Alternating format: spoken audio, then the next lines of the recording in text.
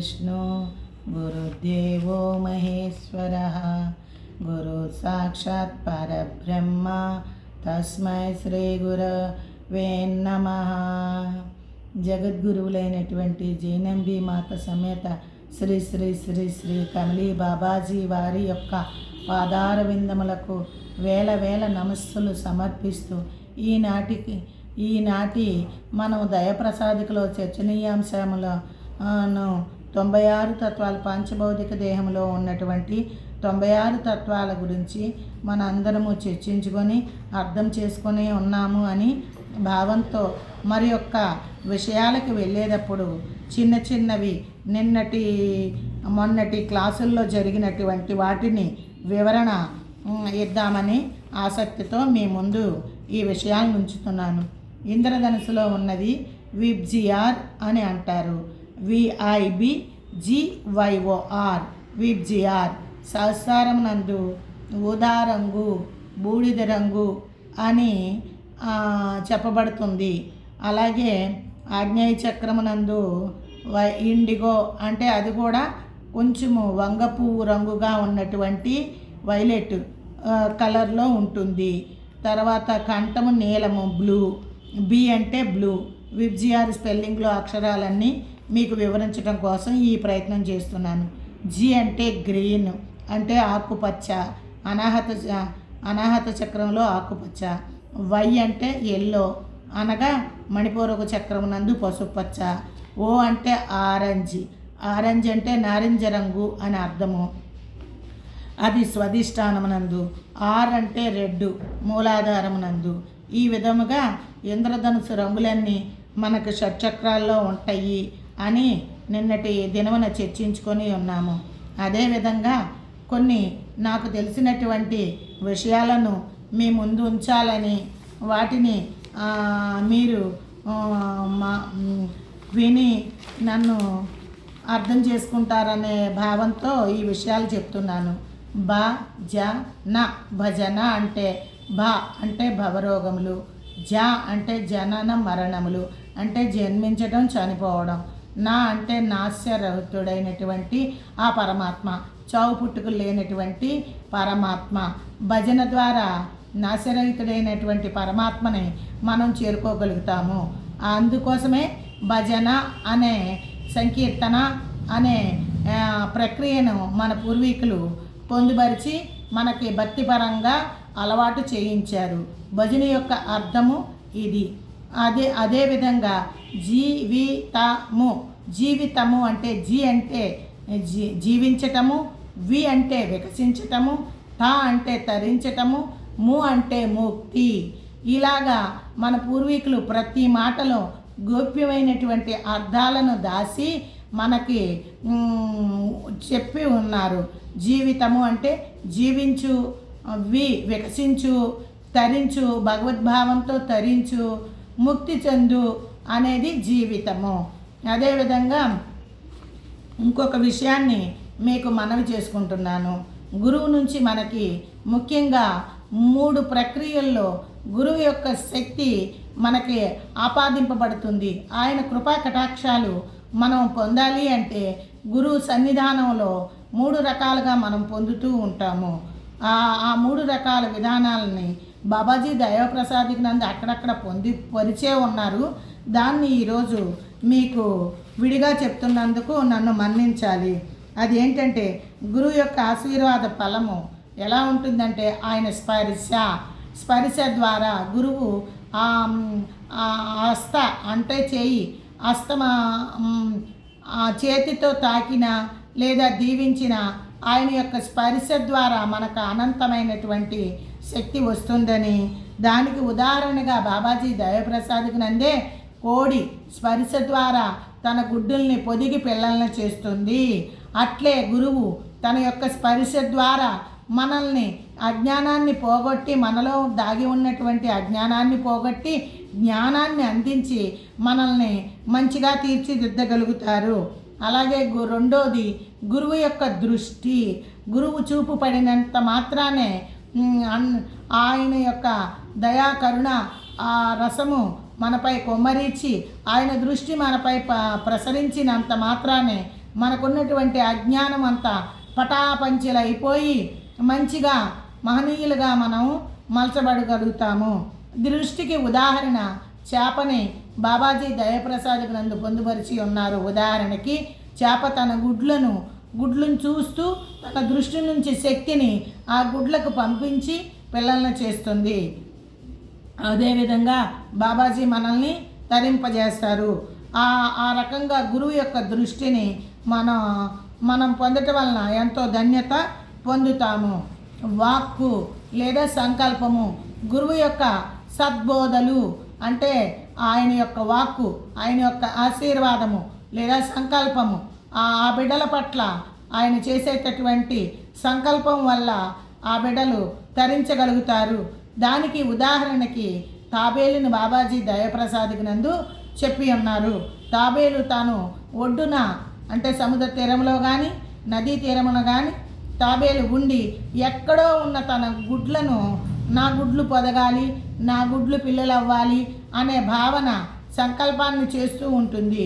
అనుకోకుండా కొంతకాలానికి ఆ గుడ్లు పొదిగి పిల్లలు అవ్వబడతాయి.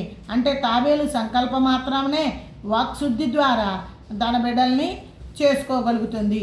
ఆ విధంగా బాబాజీ గురువు అనే వారు తమ యొక్క శిష్యులను, తమ యొక్క బిడ్డలను, తనని ఆశ్రయించిన జీవకోటిని తరింపజేయగలిగిన వారే గురువు. ఈ విధంగా బాబాజీ దయప్రసాద్కి నందు ఇన్ని విషయాలను అక్కడక్కడ పొందుపరిచి మనకి విశదీకరణంగా జ్ఞానం తెలుసుకోమని చెప్పి ఉన్నారు. అంతేకాదు మన పూర్వీకులు చెప్పినటువంటి 2-3 మాటలు చెబుదామని చెప్పుచున్నాను. అవి ఏమనగా, కోడి కాలాన్ని గుర్తెరిగి దానికి ఎవరు ఇప్పుడు తెల్లారింది 4 అయింది కుయ్యి కోడి కోత కుయ్యి పెట్టు అని ఎవరూ చెప్పరు.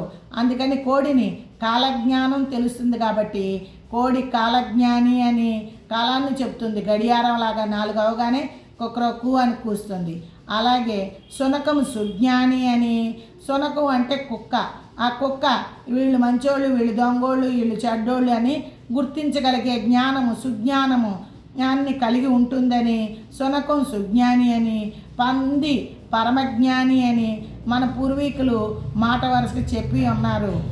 ఇవన్నీ వాడుక భాషలో మాట్లాడే మాటలు, వాటి నుంచి మనం జ్ఞానం తెలుసుకోవాలి. పంది పరమజ్ఞాని ఎట్లా అయ్యింది అని మనం తలంపుల్లో అనుకున్నట్లయితే దానికి బురదైనా ఒకటే, పొడి నేలైనా ఒకటే, సుగంధమైన చెడైనా ఒకే రకంగా ఉంటుంది. అందుకని పంది పరమజ్ఞాని, ఇది మంచిది, ఇది చెడ్డది అని విశేషించి మనం ఆలోచిస్తే సాక్షితత్వానికి వెళ్ళలేము. ఏది మనదై ప్రాప్తమై ఉన్నదో దాన్ని మనం ఆనందంగా స్వీకరించి దాని యొక్క ఫలితం మంచి అయితే మంచి, చెడైతే చెడు మనం పొందగలిగి ఉంటే, సాక్షితత్వంగా ఉన్నట్లయితే మనము కూడా సుజ్ఞానులము విజ్ఞానులము అవగలుగుతాము. అందు చెప్పబడిన మాటల యొక్క గోప్యార్థము ఇదే. ఈ విధంగా మనం జ్ఞానాన్ని పెంపొందించుకొని అజ్ఞానాన్ని తొలగించుకొని ఆధ్యాత్మిక ప్రయాణాన్ని కొనసాగించుకోవాలన్నదే నా ఆలోచన. అందువల్ల తెలిసిన విషయాలను మీ దగ్గర ఉంచాను. గురువు అనే అర్థం కూడా చెబుదామనే భావంతో చెప్పుచున్నాను. మీకు ఈ విషయాలు నచ్చినా నచ్చకపోయినా నన్ను మీరందరూ క్షమించగలుగుతారని, నాకు తెలిసిన విషయాన్ని మీకు తెలియపరచటమే ఇందు లక్ష్యము.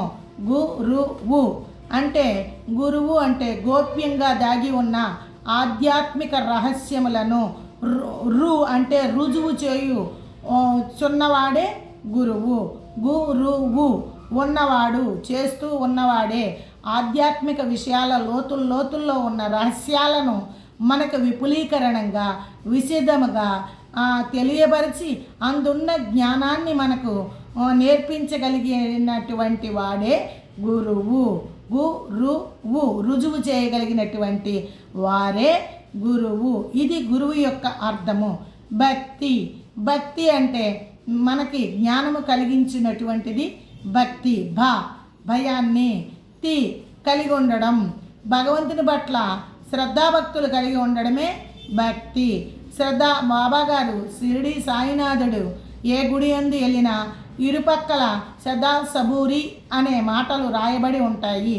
అంటే ఆధ్యాత్మిక విషయాలను నేర్చుకునేటప్పుడు సహనము, ఓర్పు, శ్రద్ధ, దానికి సరిపోయిన అటువంటి కార్యదక్షత నేర్చుకోవాలి అనే తపన మన యందు తెలుసుకోవాలి అనే జిజ్ఞాస మనందరికీ ఉండాలన్నదే నా ఆకాంక్ష. ఈ విధంగా చిన్న చిన్న పదాలను అప్పుడప్పుడు నాకు తెలిసినవి మీకు చెబుదామన్న కోరికతో చెప్పుచున్నాను. ఇప్పటి వరకు మనము 96 తత్వాల గురించి చెప్పుకొని ఉన్నాము.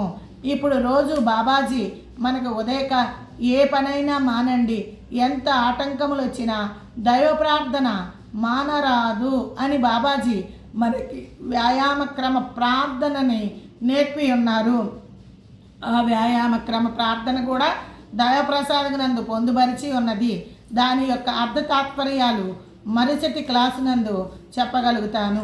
అందులో ఉన్న ముఖ్య అంశాన్ని మీకు వ్యాయామక్రమ ప్రార్థనలో పొందుపరిచి ఉన్నటువంటి గోప్యమైన రహస్యాన్ని చెప్పడం కోసం ఈ ప్రయత్నం చేస్తున్నాను. మనం వ్యాయామక్రమ ప్రార్థన చేసేటప్పుడే 9 సార్లు ప్రణవధారణ, ప్రాణాయామము 9 సార్లు అలా చేస్తున్నాము.